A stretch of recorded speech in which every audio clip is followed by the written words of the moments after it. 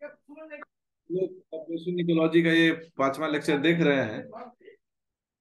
और अभी इसमें हम लोग देखने जा रहे हैं कि कैसे जो पिछले लेक्चर का एक्सपोनेंशियल ग्रोथ है, जिसको हम लोग डिस्कस शुरू किए थे, उसी एक्सपोनेंशियल ग्रोथ को हम लोग आगे बढ़ा रहे हैं।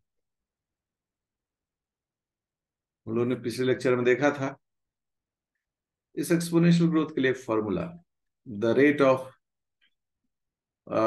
Of population growth is equal to intrinsic rate of increase into population size. ये हमारा फॉर्मूला था, जिसमें हम लोगों ने, आप चूंकि मैथमेटिकली एक्सप्रेशन है, किसी को भी निकाल सकते हैं, एन को निकाल सकते हैं इनकी तुलना में, आर को निकाल सकते हैं इनकी तुलना में। अब यहाँ एक आर जो है, जिसे हम लोग कह रहे हैं इंट्रिंसिक रेट ऑफ इंक्रीज, ये एक डेटा है जो कि किसी भी एनिमल के अपनी क्षमता पर डिपेंड करता है। इसलिए इसको दूसरे शब्दों में बायोटिक और रिप्रोडक्टिव पोटेंशियल कहते हैं। बायोटिक और रिप्रोडक्टिव पोटेंशियल है कि मान लो कि अगर एक मक्खी है और वो पर डे 100 एग्स दे सकती है पर डे, ये क्या कहलाएगा? इसका बायोटिक पोटेंशियल या रिप्रोडक्टिव पोटेंशियल, और यही इसका आर वैल्यू भी है ना। तो ये इसका बायोटिक पोटेंशियल या फिर रिप्रोडक्टिव पोटेंशियल या फिर इंट्रिंसिक रेट ऑफ इंक्रीज, यही हो सकता है। हो सकता है कि 100 से थोड़ा ये कम दे दे। हो सकता है कि ऐसा हो कि 100 अंडे दे, 100 अंडे जो है वो कोई दूसरा जीव खा जाए, बट ये इसकी पोटेंशियल, ये इसकी क्षमता है। सेकेंड, ये जो आर है, ऐसा थोड़े कि जो पूरा पोटेंशियल है उसी से सारा काम होगा। आर डिपेंड करता है किस पर? आर डिपेंड करता है इन्वायरमेंटल रेसिस्टेंस पर। ठीक है, एक टर्म आता है इन्वायरमेंटल रेसिस्टेंस। इन्वायरमेंटल रेसिस्टेंस क्या है? वैसी ताकतें जो जनसंख्या को बढ़ने से रोकती है, जैसे कि प्रीडेशन। प्रीडेशन मतलब क्या हो गया? प्रीडेटर, अंडे निकले, चिड़िया उसका शिकार कर लिया। कंपटीशन, बच्चों में आपसी लड़ाई फूड और स्पेस के लिए। पैरासाइट, पैरासाइटिज्म भी क्या हो गया? इसके पॉपुलेशन को लिमिट करेगा। एबायोटिक फैक्टर्स, वैसे फैक्टर्स जिसका असर पड़ता है, लाइक ड्राउट, सूखा हो गया, बहुत सारे जीव जंतु पेड़ पौधा उसमें खत्म हो गए। जंगल में आग लग गया, कहीं भी फायर हो, खत्म हो गए। बाढ़ आया, खत्म हो गए। ये सभी क्या है? ये सभी इन्वायरमेंटल रेसिस्टेंस है। ये इन्वायरमेंटल रेसिस्टेंस क्या करते हैं कि जनसंख्या को एक सीमित से बाहर नहीं कर दे होने देते हैं। इसका मतलब है कि आर, ये जो इंट्रिंसिक रेट ऑफ इंक्रीज है, रेगुलेटेड बाय, और रेगुलेटर बाय में ये सारे फैक्टर्स हैं कि अगर वो मक्खी 100 एग्स दे देगा, कुछ शिकारी उसको खा जाएगा। फिर जो मक्खी थोड़े बड़े होंगे, लार्वा बनेगा, वो कंपटीशन में मारा जाएगा। कुछ, किसी को फूड मिलेगा, किसी को नहीं मिलेगा, किसी को जगह मिलेगा, नहीं मिलेगा, कोई रिप्रोड्यूस कर पाएगा, नहीं कर पाएगा, तो फिर भाई मुश्किल है। और फिर है कि कुछ बीमारी के जो पैरासाइट हैं वो पकड़ लेगा, तो वहां खेल खराब कर देगा उसका। बाकी जो वातावरण और प्राकृतिक आपदाएं हैं वो अभी उसको करेगा। ये जो बायोटिक पोटेंशियल होता है, या आर, बायोटिक पोटेंशियल, ये बायोटिक पोटेंशियल जो होता है ना, एनिमल टू एनिमल वेरी करता है। स्पेसीज टू स्पेसीज वेरी करता है। हम क्या कहते हैं, differs from one species to another. एक स्पेसीज से दूसरे स्पेसीज में ये डिफर करता है। हाँ, जैसे कि अब हम एक बड़ा कंपेयर करें, आसानी से अच्छे से समझ में आ जाए।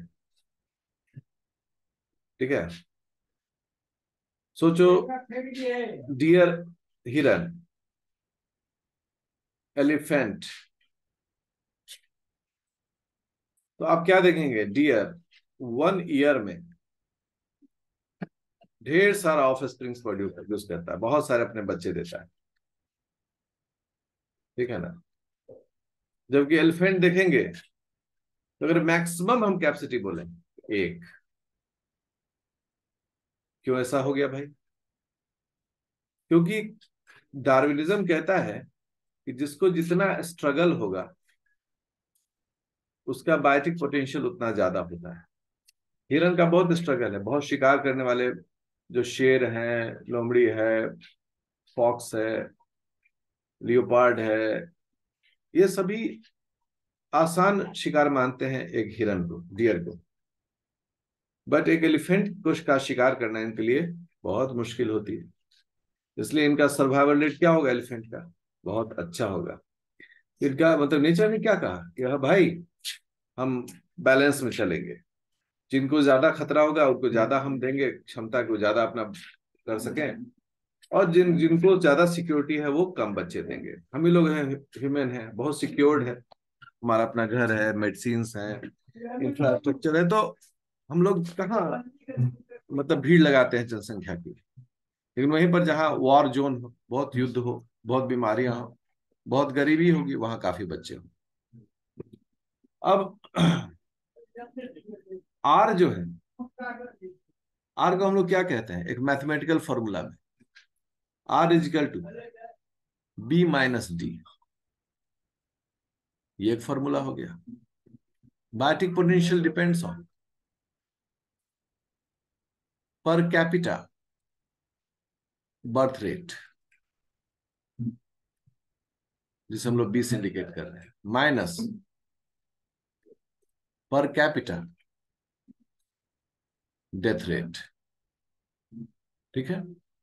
सो एकदम आसान फॉर्मूला बन गया कि भाई देखिए ऐसा है कि बर्थ रेट क्या क्या है और डेथ रेट क्या है। ठीक है। अब अगर birth rate is more than death rate, इस कंडीशन में आर इज ऑलवेज 1। मतलब कि R is always greater than equal to 1। Greater than equal to 1 बोले अब हमेशा।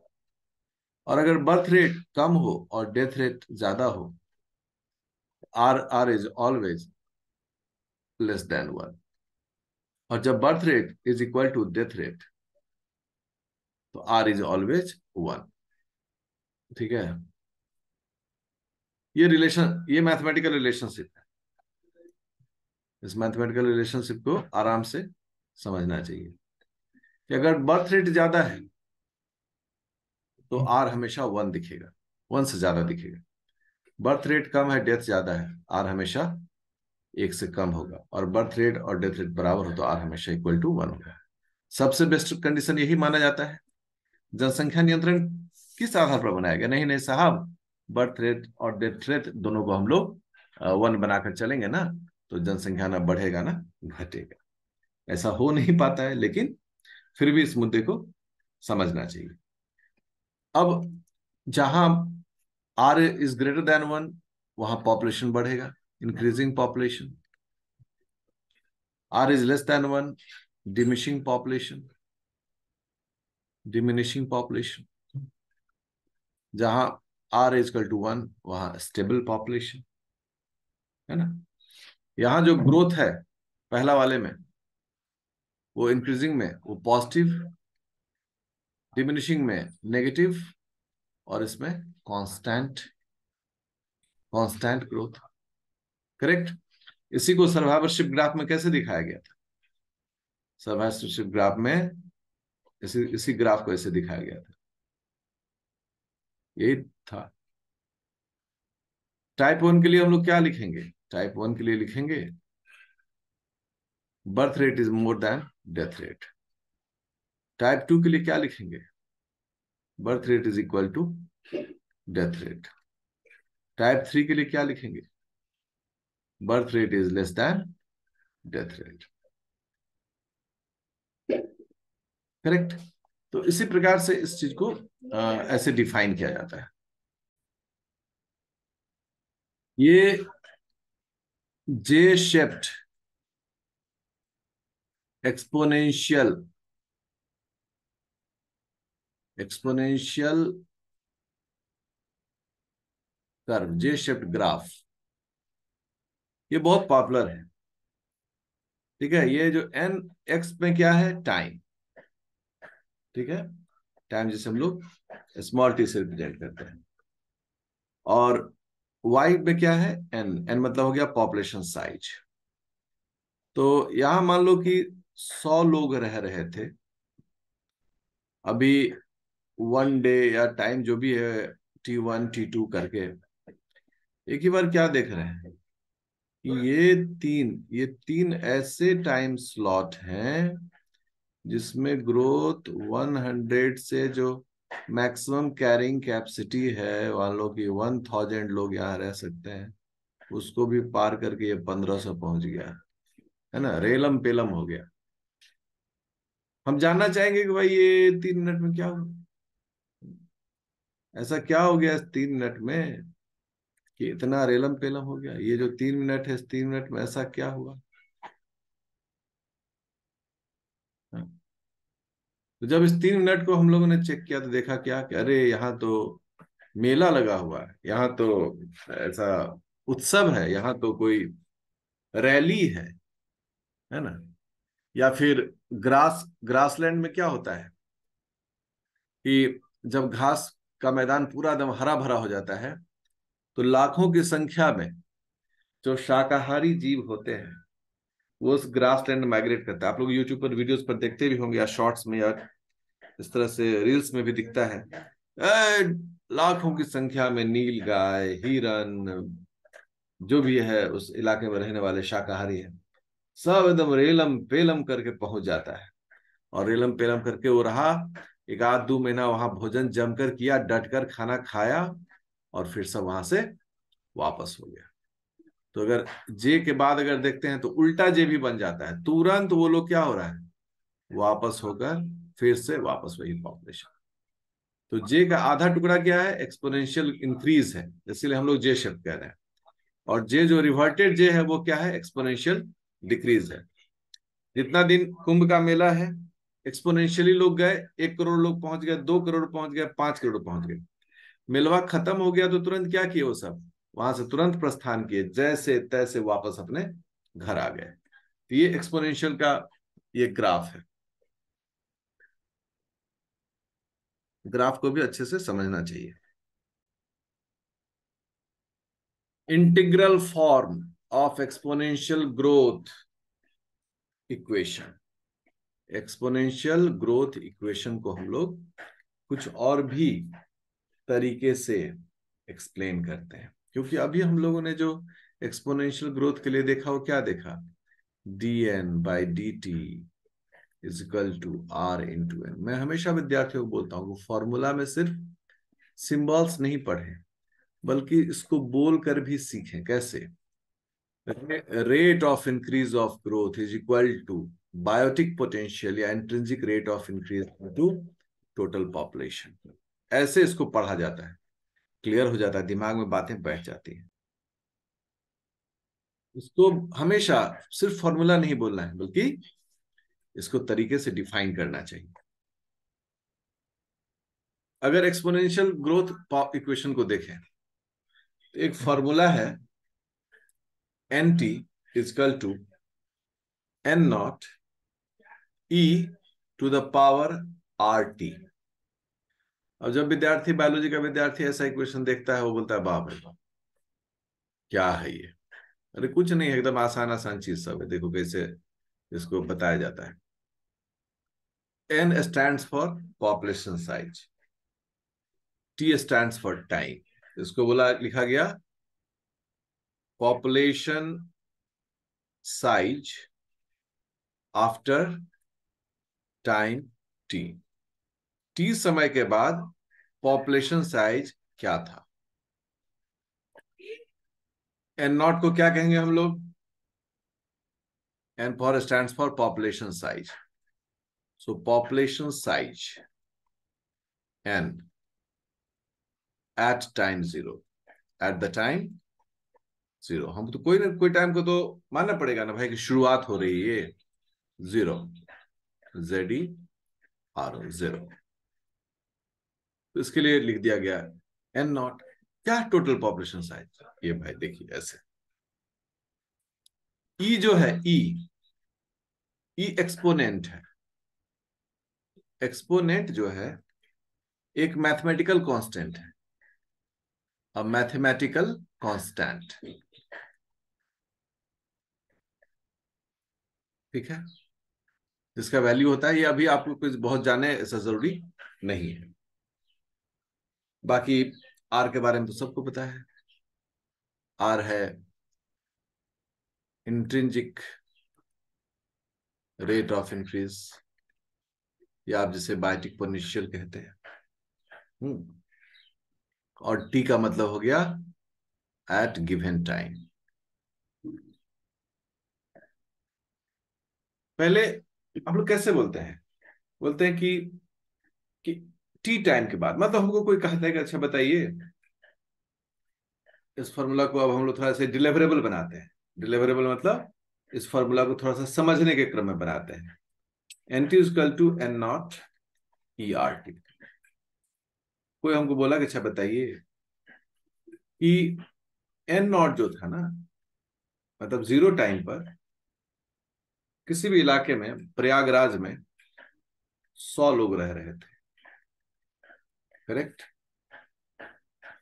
और एन टी मतलब हो गया कि 7 दिनों में, 7 डेज में ये पॉपुलेशन साइज हो गया 1 लाख.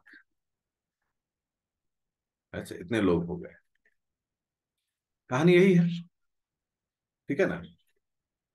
आर जो है, जो कैरिंग कैपेसिटी है, वो मैक्सिमम 1000 लोगों के लिए. वहां 1000 लोगों के लिए सारी व्यवस्थाएं हैं, भोजन, रहना, हॉस्पिटल, एजुकेशन, सब एकदम फिक्स्ड है. इतने ही लोग के लिए हो सकता है. और टी जो हो गया वो गिवन टाइम हो गया, 7 दिन का समय हो गया. तो बताइए इसको हम लोग कैसे मैथमेटिकली रखेंगे? तो हम लोग रखेंगे, अभी तो मान लो कि एनटी अगर हमें यहाँ तो डेटा मिल गया तो हमको सब कुछ ही मिल गया है. लेकिन मान लो कि एनटी का डेटा भी नहीं दिया हुआ है, तो हम लोग कैसे निकालते हैं? 100 into E are 1 into time 7 days. ये इसका मैथमेटिकल एक्सप्रेशन होता है. मैं ये नहीं कहता हूं कि आप इसका मैथमेटिक्स बनाएंगे, है ना. इसका मैथमेटिक्स आपसे पूछेगा भी नहीं. आपसे सिर्फ इसका लॉजिकल डेफिनेशन पूछेगा. क्या आपको इसको इसको डिफाइन करना आता है? क्या आप समझते हैं कि ये क्वेश्चन क्या कहता है? अब चूंकि फॉर्मूला क्या हो गया कि population size after time T is equal to population size at the time zero into E R T. तो N T by N zero is equal to E R T. N T by N zero is equal to E R T. कि अब सोचो कि zero समय में 100 लोग थे. कुल समय में जो जिस समय आफ्टर टाइम टी 1000 लोग हो गए. तो यही वैल्यू हो गया यहाँ पर. डिफरेंस यही हो गया, N T by N zero, 1000/100. ठीक है. तो इस तरह से एक ये फॉर्मूला हमारा बन गया ईआरटी को निकालने के लिए.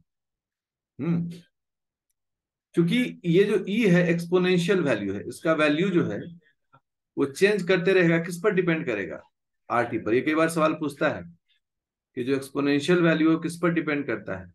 तो intrinsic rate of increase into time. ये दिमाग में बिठा लेना चाहिए हमको। करेक्ट। अब इस तरह के लिए जहां पर कि ये ई का वैल्यू इसके साथ बदलता है, हम लोग के पास क्या होता है, लॉग होता है। पढ़े हैं सब लोग, लॉग जिसे हम लोग ln से इंडिकेट करते हैं। तो एक फॉर्मूला बनाया गया, क्या बनाया गया, nt minus log n naught equal to RT। अब ई का वैल्यू किस में हम कन्वर्ट कर लिए, लॉग में, और ये फॉर्मूला हमारा एक डेवलप हो गया। जैसे मान लो कि ई का वैल्यू फिक्स रहता, तब तो हम इसको चेंज नहीं कर सकते, बट ई का वैल्यू किस पर डिपेंड करता है, RT पर। तो हमको एक लॉगरिदम में जाना पड़ेगा, और लॉगरिदम में लेने के लिए ln से इसका वैल्यू निकाला गया इस फॉर्मूला का।